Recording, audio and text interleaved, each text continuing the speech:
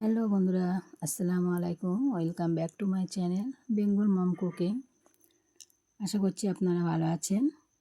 আমি আবারও চলে এসেছি নতুন একটি রেসিপি নিয়ে। আজকের রেসিপিটা হচ্ছে জলপাইয়ের আচার।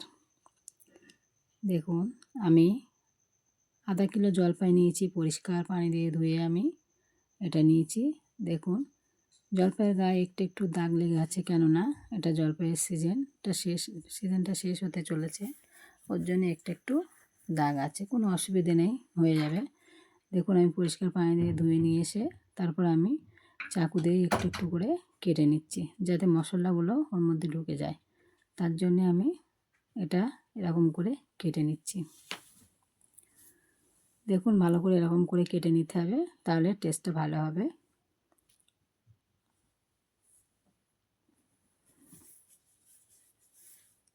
যখন যে সিজনটায় আসে তখন সেটাই দিয়েই আচার করে রাখলে সারা বছর করে খাওয়া যায়।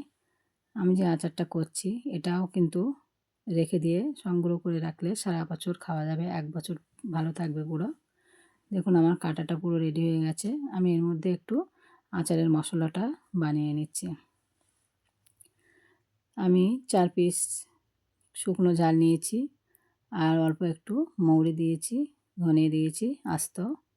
এগুলো আস্ত করে নিয়ে তারপর আমি অল্প পাঁচফোড়নও দিয়ে দিচ্ছি। এগুলো একটু হালকা করে ভেজে নিতে হবে, বেশি ভাজার দরকার নেই। বেশি ভাজলে কিন্তু ওর টেস্টটাই নষ্ট হয়ে যায়, যে ওর একটা সেন্ট বার হয় সেটাই কিন্তু নষ্ট হয়ে যাবে। একটু হালকা করে নাড়াচাড়া করে লাল লাল করে একটু ভেজে নিতে হবে। দেখুন, আমার ভাজা হয়ে গেল, আমি উঠিয়ে নিয়েছি। তারপরে আমি একটি কড়াই বসিয়ে আর অল্প করে আমি তেল দিয়ে দিচ্ছি। তেলটা গরম হয়ে গেলে আমি 2 তেজপাতা দিয়েছি, আর 3-4টে শুকনো ঝাল দিয়েছি, আস্ত ঝাল। ওটা দেওয়ার পরে আমি আবার ঝালটা দেওয়ার পরে আমি ওর মধ্যে অল্প করে একটু পাঁচফোড়নও দিয়ে দেবো। দেখুন, আমি অল্প করে একটু পাঁচফোড়ন দিয়েছি। হালকা একটু নাড়াচাড়া করে নিতে হবে। একটু যে সেন্টটা, যে একটু খুশবুটা বার হয় ওর মধ্যে, যে খুশবুটা বার হওয়ার পরে আমি ওই পর্যন্ত একটু নাড়াচাড়া দিয়ে নেব। দেখুন, নাড়াচাড়া দেওয়া হয়ে গেছে আমার। এবার একটু সেন্ট বার হচ্ছে, আমি ওর মধ্যে জলপাই ঢেলে দেবো যে কেটে রেখেছিলাম।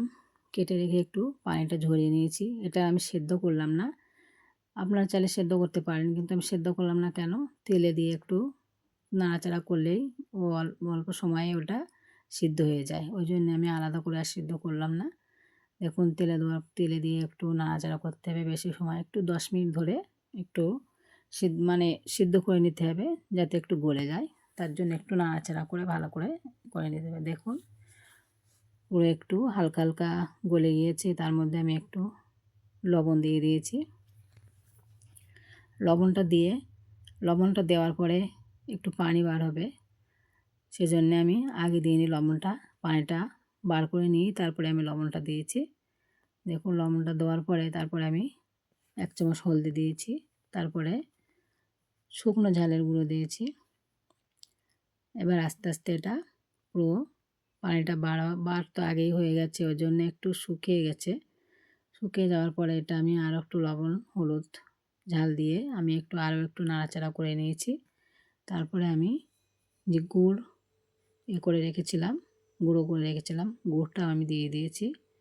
এই আচারটা একেবারে মিষ্টিও না, ঝালও না, টক ঝাল মিষ্টি আচার হবে, খুব সুন্দর লাগে খেতে।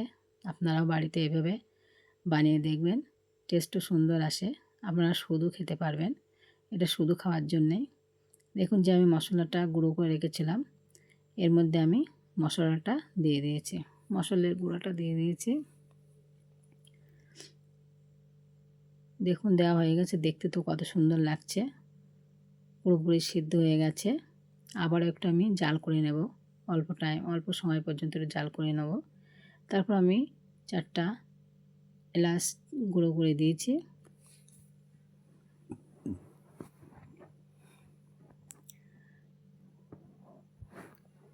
দেখুন, যে আচারটা রাখতে হবে, ভালো রাখার জন্যে আমি 1 চামচ ভিনেগারও দিয়ে দিয়েছি।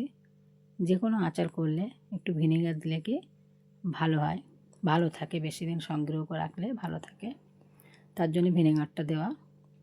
তারপরে আমি পরিবেশন করছি। দেখুন, দেখতে তো খুব সুন্দরই লাগছে, খেতেও কিন্তু দারুণ টেস্ট।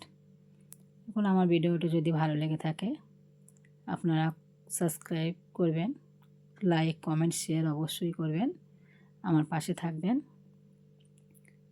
আপনারা যেখান থেকেই দেখছেন না কেন আমার ভিডিওটি দেখবেন, পাশে থাকবেন। আমার ভিডিওটি এই পর্যন্তই, ফিরে আসবো নেক্সট ভিডিওতে। আপনারা ভালো থাকবেন, সুস্থ থাকবেন। দেখুন পুরো সিদ্ধ হয়ে গেছে, গলে গেছে, ভিতরেও কিন্তু মশলাগুলোও চলে গিয়েছে। দেখুন দেখতে খুব সুন্দর লাগছে, মাশাআল্লাহ খেতেও দারুণ সুন্দর। আপনারা ভালো থাকবেন। আল্লাহ হাফেজ।